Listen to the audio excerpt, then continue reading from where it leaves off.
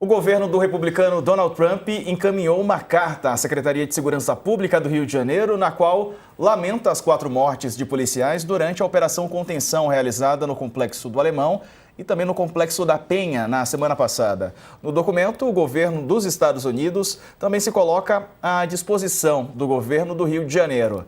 Abre aspas. Neste momento de luto, reiteramos nosso respeito e admiração pelo trabalho incansável das forças de segurança do Estado e nos colocamos à disposição para qualquer apoio que se faça necessário. Fecha aspas, é um trecho do documento. Bom, e pode um país prestar um apoio necessário a um Estado brasileiro sem passar pelo governo federal? Aí foi o que ele fez, ele abriu um canal paralelo, Ele já foi, né, antes? O governador Cláudio Castro. Agora sim, é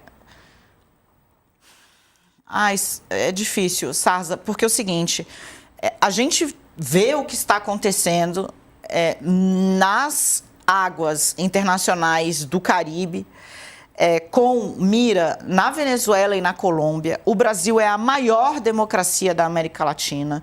O presidente Luiz Inácio Lula da Silva se colocou à disposição para ser um mediador dessa crise.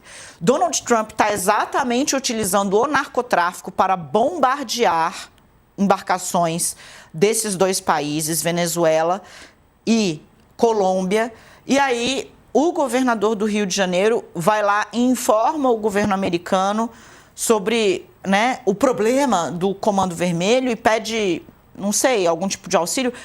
Eu começo a ficar um pouco preocupada com a linha tênue, né, entre a publicidade política, pura e simples, e o proveito político de dialogar com o eleitorado de direita, de dialogar com esse eleitor que quer mesmo é Donald Trump aí, de dialogar com o que falou Flávio Bolsonaro, que depois disso ter sido mal interpretado, mas não foi porque ele próprio escreveu. Não quer vir jogar umas bombas aqui? Foi na Guanabara? Foi na Baía de Guanabara? Foi na Baía de Guanabara, né? Tem aqui, estou sabendo que tem umas embarcações e tal. Tem uma linha tênue entre isso e a irresponsabilidade de provocar um personagem que, repito, é um personagem imprevisível. E aí estou me referindo ao presidente dos Estados Unidos, né, que também vive um problema de popularidade, ele, em seu país. A gente vai falar já da mega derrota que os republicanos sofreram em Nova York. Foi uma lavada, fechou ontem, não tinha 5% dos votos. Eu não sei como é que terminaram os números hoje. Mas ele também tem um problema de popularidade lá e vem usando essa caçada ao narcotráfico para justificar ações em outros países. Agora, a última mensagem foi: Trump anuncia ação terrestre no México, também por caçada às drogas. Então, assim, é preciso ter um pouco mais de atenção a essa linha tênue entre a política e a responsabilidade com o cidadão do Rio de Janeiro, que, em última instância, é quem Cláudio Castro precisa proteger. Com toda certeza. Ô, Sakamoto, já tem entrevistado o Conectado, mas quero te ouvir sobre isso também. Olha, tem toda essa discussão, porque essa discussão que a Dani trouxe, ela está sendo usada lá no Congresso Nacional neste momento, esses dados, para tentar aprovar a conversão de facções criminosas em terroristas, né? Tem toda essa discussão.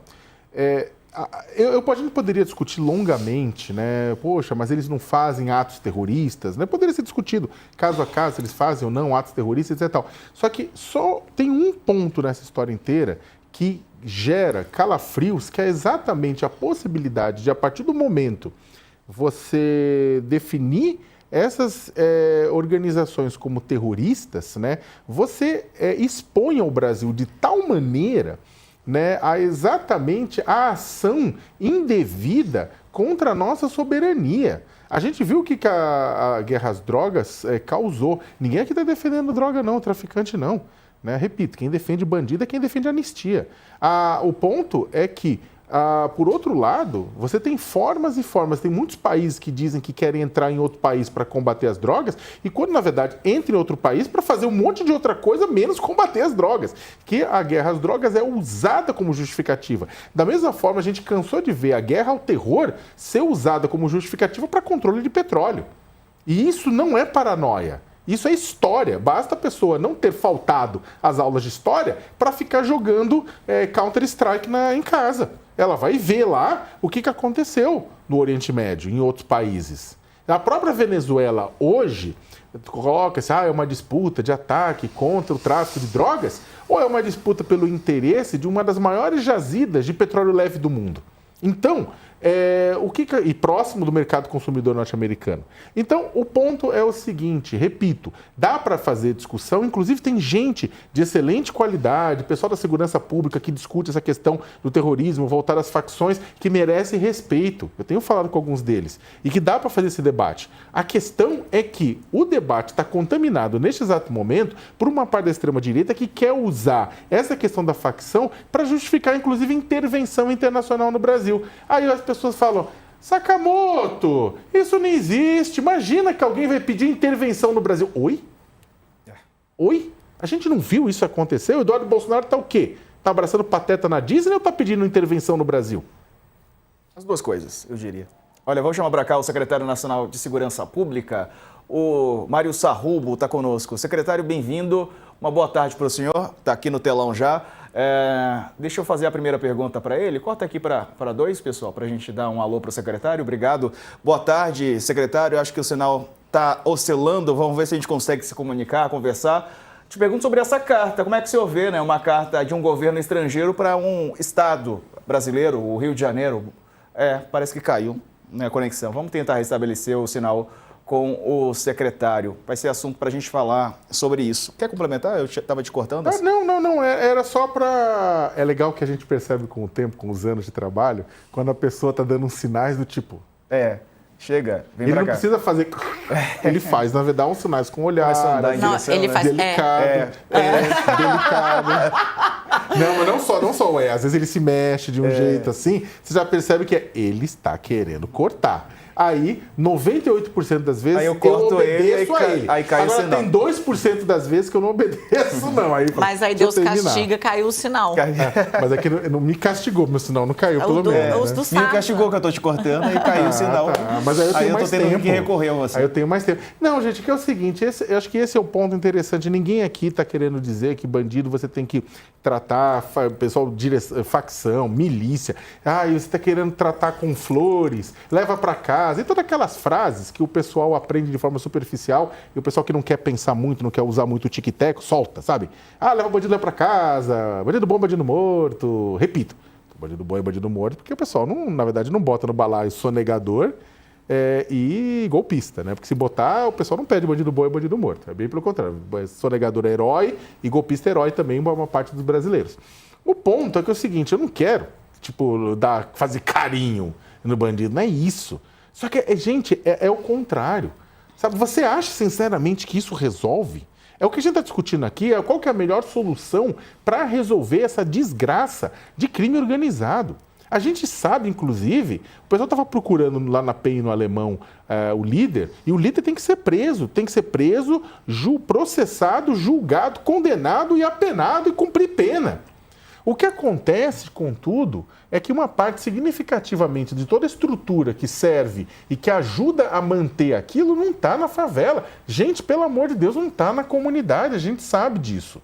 Não é você tratando o negócio como organização terrorista que você vai resolver pura e simplesmente. Você já tem um monte de instrumentos, né? Até o doutor Sarrubo pode falar mais sobre isso, mas já tem um monte de instrumentos no nosso ordenamento jurídico e pode criar outros, inclusive, para ajudar a combater lavagem de dinheiro, para combater os bens.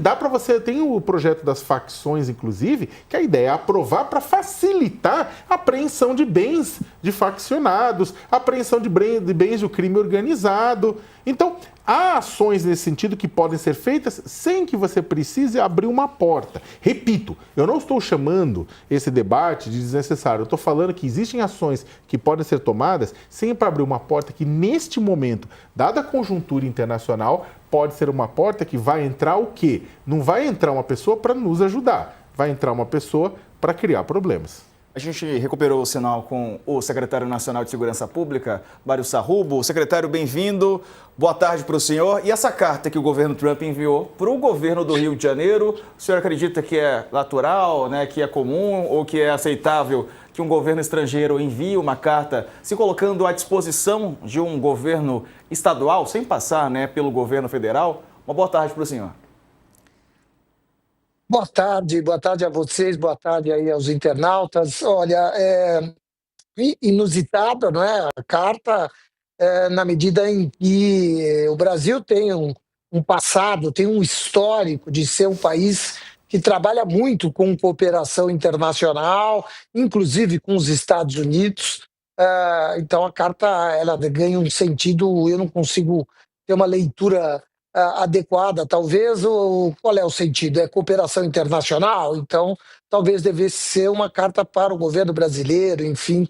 Mas, de todo modo, eu acho que o que é importante a gente realçar nesse debate que está hoje muito quente, né, na tarde de hoje, no dia de hoje, até por conta do Congresso Nacional, é a importância de nós colocarmos os pingos dos is, vamos dizer assim, em relação a essa questão de cooperação internacional, de terrorismo e tudo mais, porque muito se fala que o terrorismo poderia facilitar a cooperação internacional para o combate às facções. E quem diz isso parece que está vivendo um outro país, não é? Porque acabamos de inaugurar um centro de cooperação internacional em Manaus que conta com adidos policiais estrangeiros trabalhando ali na mesa ao lado, com profissionais de segurança do Brasil, coordenado pela nossa Polícia Federal. Já temos um no Rio de Janeiro e, reitero, temos uma tradição de cooperação. Eu venho do Ministério Público de São Paulo e lá no Ministério Público de São Paulo nós dialogávamos com as autoridades americanas. Eu mesmo, como procurador-geral, cheguei a mandar um ofício para os Estados Unidos para comunicar eventual participação, facções brasileiras atuando lá com negócios e tudo mais. De maneira que, veja, temos que ter muita atenção para com esse debate e informar corretamente as pessoas para que o Congresso seja pressionado e as decisões sejam as corretas, aquelas que possam efetivamente qualificar o combate às organizações criminosas.